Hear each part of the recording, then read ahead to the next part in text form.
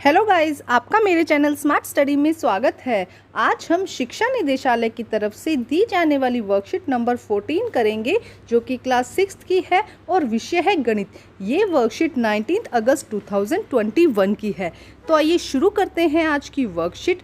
आज की वर्कशीट शुरू करने से पहले प्लीज़ मेरे चैनल को सब्सक्राइब कर दीजिए। तो आइए देखते हैं आज की वर्कशीट। पूर्णांक परिचय। दैनिक जीवन में पूर्णांक। तो देखिए क्या लिखा गया है। पूर्णांक दो तरह से होते हैं बेटा, धनात्मक पूर्णांक और ऋणात्मक पूर्णांक। तो देखिए क्या है एग्जाम्पल। तापमान 0 डिग्री सेल्सियस से 29 डिग्री सेल्सियस ऊपर, मतलब कि देखो ये 0 डिग्री टेम्परेचर है, इससे क्या हुआ है 29 डिग्री जो तापमान है वो ऊपर चला गया है, तो हम क्या लगाएंगे प्लस 29 डिग्री सेल्सियस। अब सेकंड यहाँ पे देखते हैं, तापमान 0 डिग्री से 2 डिग्री नीचे चला गया है, मतलब 2 डिग्री सेल्सियस नीचे चला गया। कम, 0 तो हमने कॉमन माना है, उससे वो 2 और कम हो गया, तो हमने क्या लगाया -2 डिग्री सेल्सियस। ठीक है, आगे देखते हैं क्या दिया गया बेटा। समुद्र तल से माउंट एवरेस्ट की ऊंचाई, हमने माना समुद्र तल है, मान लो इसकी हमने माना 0 है, इससे ऊंचाई कितनी है 8848। तो हमने क्या लगा दिया, ऊपर है ना, देखो समुद्र तल से ऊपर माउंटेन एवरेस्ट की ऊंचाई, तो हमने लगा दिया 8000 प्लस 8848। नेक्स्ट देखो, समुद्र तल से नीचे ट्रेंच की गहराई। अब समुद्र तल को तो हमने 0 माना था, उससे नीचे है, तो हम क्या लगाएंगे -10,994। ठीक है, जहां पे पॉजिटिव बात आती है, जहां पे क्या होता है, जैसे कि हमने देखा ऊपर हुआ, या जहां पे क्या हुआ ऊंचाई दिखाई दी, तो हमने क्या दिखाया, उसको हमने दिखाया प्लस में। जहां पे नीचे दिखाया गया गहराई दिखाई गई, तो हमने उसे क्या दिखाया माइनस में। ठीक है, नेक्स्ट देखिए क्या दिया गया है कि 3000 रुपये बैंक में जमा किए गए। अभी हमें नहीं पता कि बैंक में पहले कितने रुपए थे, तो क्या करें 3000 जमा किए गए, तो हम क्या कर देंगे प्लस 3000। ठीक है, अब नेक्स्ट देखो, बैंक से 4000 रुपये निकाले गए, तो बैंक में इतने रुपए थे, हमने माना कि बैंक में इतने रुपए थे, अब उससे निकाल लिए गए, तो अब क्या हो गया कम हो गया, तो यहाँ पे क्या हो जाएगा 4000 रुपये -4000 रुपये।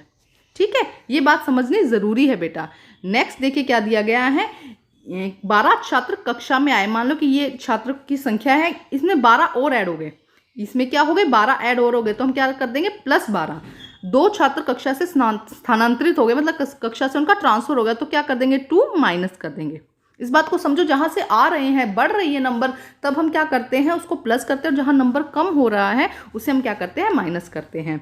जमीनी स्तर से 11 मंजिला ऊपर, मान लो कि ये जमीनी स्तर है, इससे 11 ऊपर है मंजिला, तो हमने क्या कर दिया +11। जमीनी स्तर से 1 मंजिल नीचे पार्किंग, अब इससे ये जमीनी स्तर है, इससे 1 नीचे है, तो हम क्या कर देंगे इसको -1। जब आप 10,000 कमाते हैं, तो मान लो यहाँ पे भी आप कुछ नहीं कमा रहे, यहाँ पे आपने 10,000 कमाए, तो क्या कर देंगे +10,000। ठीक है, आपने 400 रुपये खर्च किए, तो अभी आपके पास में कुछ नहीं था, उसमें से भी आपने क्या कर दिया 400 रुपये खर्च कर दिए, तो कितना हो गया -400। ठीक है, ये बात समझो, जहां पे बढ़ रहे हैं नंबर ज़्यादा हो रहे हैं, आपके पास में कुछ आ रहा है, ऊंचाई की तरफ जा रहे हैं, तब हम प्लस का मार्क लगाते हैं। जब आपके पास में जा रहे हैं, गहराई में जा रहे हैं, नीचे जा रहे हैं, पैसे निकल रहे हैं और खर्च कर रहे हैं, वो सब क्या हो जाएगा माइनस में। ठीक है, थोड़ी सी प्रैक्टिस करो बेटा, बहुत आसान लगेगा ये आपको। नेक्स्ट देखिए क्या दिया गया है आपको, ये देखिए बच्चा, संख्या रेखा का उपयोग करके पूर्णांक को निरूपित करना। अब संख्या रेखा को निरूपित करके आपको क्या करना है, पूर्णांक को निरूपित। अभी हमने देखा कि धनात्मक और ऋणात्मक पूर्णांक होते हैं, तो क्या किया जाता है, देखो बीच में एक लाइन खींचेंगे आप, और उसके सेंटर में आप क्या दिखा देंगे 0। और 0 बेटा ऐसा नंबर है जो न तो शून्य, एक ऐसा नंबर है न तो धनात्मक है और न ही ऋणात्मक है, ना तो उसे हम धनात्मक में, अभी हमने कहा धनात्मक और ऋणात्मक, लेकिन शून्य ऐसा नंबर है जिसे धनात्मक और ऋणात्मक दोनों में ही, पॉजिटिव एंड नेगेटिव दोनों में ही हम नहीं करते उसको शो। ठीक है, हम सिर्फ 0 रखते हैं, वो क्या है ना तो धनात्मक है ना ही ऋणात्मक है। अब इसके दाईं तरफ राइट हैंड साइड में हम क्या करेंगे धनात्मक लगाएंगे पूर्णांक, इसके सेम इकट्ठे आप क्या करेंगे इक्वल डिस्टेंस में क्या करेंगे लाइंस लगाएंगे, जैसे हमने यहाँ पे लगा दिए लाइंस। ठीक है, अब यहाँ पे हम दिखाएंगे 1 2 3 4 5, और ये सब क्या है पॉजिटिव, इस बात का ध्यान रखना, धनात्मक होंगे सब राइट हैंड साइड, और यहाँ पे हम क्या लगा देंगे -1 2 3 4 5। ठीक है, अब देखो क्या कहा जा रहा है, संख्या रेखा पर 0 के दाईं ओर जाने वाले अंकों का मान 0 से दूरी बढ़ने पर बढ़ जाता है। देखो जैसे जैसे 0 से दूरी बढ़ रही है, जैसे कि 2 3 4, अब इसमें से अगर आपसे पूछा जाए +1 और +5 में से बड़ा नंबर कौन सा है, बिग नंबर कौन सा है, तो आप क्या कहेंगे 5 क्या है बिग नंबर है। लेकिन अगर यहाँ पे हम बात करते हैं कि -1 और -5 में से बिग नंबर कौन सा है, तो आप क्या कहेंगे -1, क्योंकि यहाँ पे देखो 0 क्या है, सब यहाँ 1 2 3 में से सबसे देखो नंबर ऐसे बढ़ रहे हैं, ये चीज़ ध्यान रखो, इसको मैं यहाँ दिखा देती हूँ। नंबरों का जो नंबर बढ़ना है वो इस स्ट्रेंथ में बढ़ रहे हैं। 5 सबसे छोटा, 4 से 4 बड़ा, 4 से बड़ा 3, 3 से बड़ा 2, माइनस, और -2 से बड़ा -1, और -1 से भी बड़ा क्या है 0, 0 से बड़ा 1 2 3 4। समझ में आया? जैसे जैसे नंबर इस देखो यहाँ से हटा देती हूँ सब कुछ। जैसे जैसे नंबर इस तरह से बढ़ रहे हैं तो नंबर बढ़ रहे हैं, मतलब कि -4 से बड़ा -3, -3 से बड़ा -2, -2 से बड़ा -1, और -1 से बड़ा 0, 0 से बड़ा 1, 1 से 2, 2 से 3, 3 से 4, इस तरह से। ठीक है, तो आगे देखते हैं। अभी आपको थोड़ा सा प्रैक्टिस करेंगे तो बच्चे आसान लगेगा आपको। अब देखो क्या कहा गया, पूर्णांक के बारे में कुछ रोचक तथ्य है। पूर्णांक के बारे में आपको कुछ रोचक तथ्य बताए गए हैं, तो आइए देखते हैं। 0 सभी ऋणात्मक पूर्णांक से बड़ा होता है। मैंने अभी आपको बताया कि 0 जो है, देखो 0 सबसे बड़ा क्यों है कि मुझे किसी को कोई पैसे नहीं देने, ठीक है, तो क्या हुआ, मतलब ना तो किसी को देना है ना किसी से लेना है, तो 0 हो गया। ठीक है, अगर ये कहा जाए कि तुम्हें मुझे 1 रुपये भी देना है, अगर तुम्हें 1 रुपये भी देना है तो तुम्हारे पास तो माइनस होगा ना, तुम्हारे पास तो जाएगा, और तुम्हें देने नहीं, तो मुझे नहीं देना तो मेरे पास में ज़्यादा हो जाएंगे। समझ रहे हो? थोड़ा सा बेटा ध्यान से समझो कि 0 जो है सभी ऋणात्मक पूर्णांक से बड़ा होता है लेकिन सभी धनात्मक पूर्णांक से कम होता है। मान लो कि सबके पास में क्या है, एक एक टॉफी है, इसके पास एक टॉफी, यहाँ पे हमने 4 लोग कर दिए, इनके सबके पास में एक एक टॉफी है। ठीक है, अब क्या हुआ, यहाँ चलो ये A B C और D, ठीक है। अब क्या हुआ, जो D है, D के पास, D ने अपनी टॉफी यहाँ पे दे दी। अब D के पास कितनी टॉफी होगी, 2। D के पास कितनी टॉफी होगी, 2, और C के पास कितनी होगी, सो D के पास 0 टॉफी है और C के पास कितनी इस टाइम पे टॉफी हो गई, 2। ठीक है, अब B भी कह रहा है कि मुझे एक टॉफी दो। B ने क्या कहा, मुझे एक टॉफी दो। तो मैंने क्या किया, मेरे पास में तो कोई टॉफी नहीं थी ना, तो अब क्या किया मैंने, किसी और से, D ने किसी और से टॉफी लेके इसको टॉफी दे दी।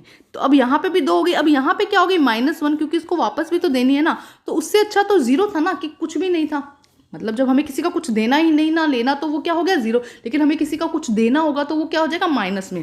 तो इस बात को एक बार समझ लो बेटा अच्छे से, सभी 0 सभी ऋणात्मक पूर्णांक से बड़ा होता है लेकिन धनात्मक पूर्णांक से कम होता है। एक सबसे छोटा धनात्मक पूर्णांक हम यहाँ पे बना लेते हैं। देखो 0, 1, +1, और हमने यहाँ लिख दिया -1, -2। देखो अब समझो, 0 के मैंने क्या कहा था, इस लाइन में जैसे जैसे बढ़ेंगे नंबर क्या होंगे, बढ़ते जाएंगे। तो 0 क्या है, सभी ऋणात्मक पूर्णांक से बड़ा है लेकिन धनात्मक पूर्णांक से क्या है, छोटा है। एक सबसे छोटा धनात्मक पूर्णांक है, एक सबसे छोटा धनात्मक पूर्णांक है।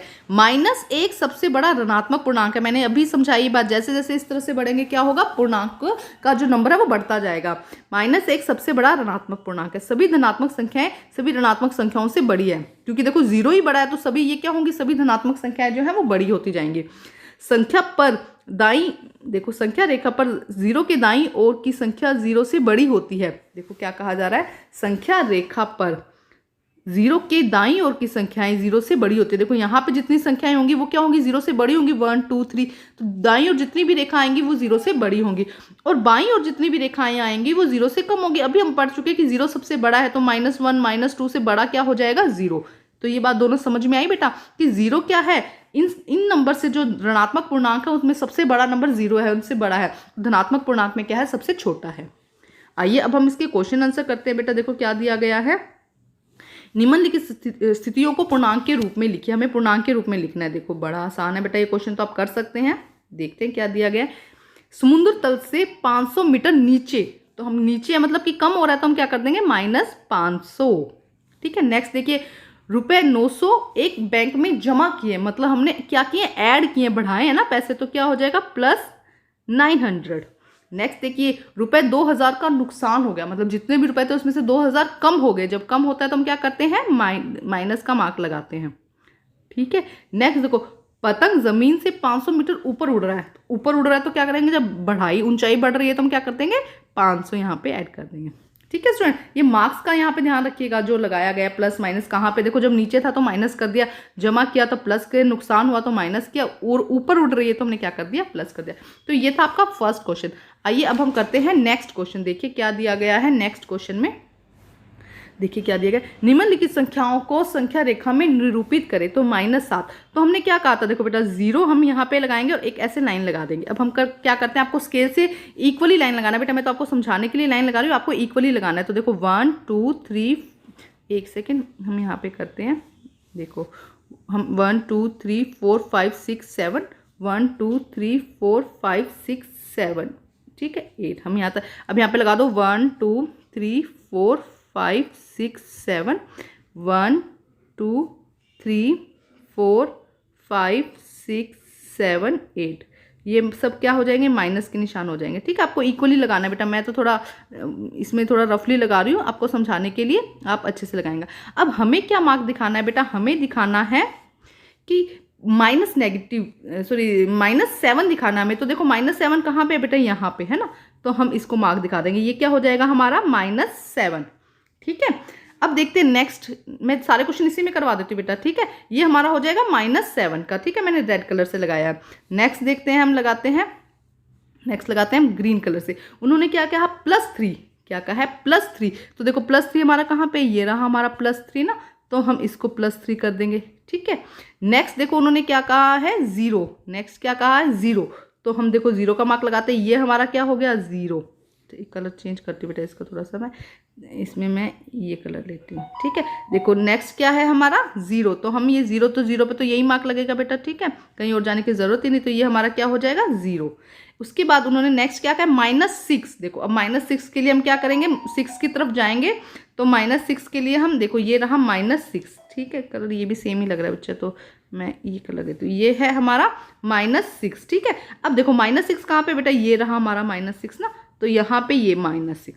आप कंफ्यूज हो रहे हो, कोई नहीं, अलग अलग भी बता देती हूँ मैं भी आपको, लेकिन एक बार रफली समझाने के लिए बताया। तो माइनस हम फर्स्ट करते हैं -7। तो देखो ये रहा 0, हमने काउंट किया, हमने क्या किया 0 काउंट किया, और इस तरफ हमें क्या लगाना -7। तो माइनस के नंबर इस तरफ होते हैं हमें पता है, तो 1 -1, एक सेकेंड बेटा, 1 2 3 4 5 6 7। ठीक है, तो देखो -1 -2 -3 -4 -5 -6 और -7। तो आपको समझ आ गया होगा।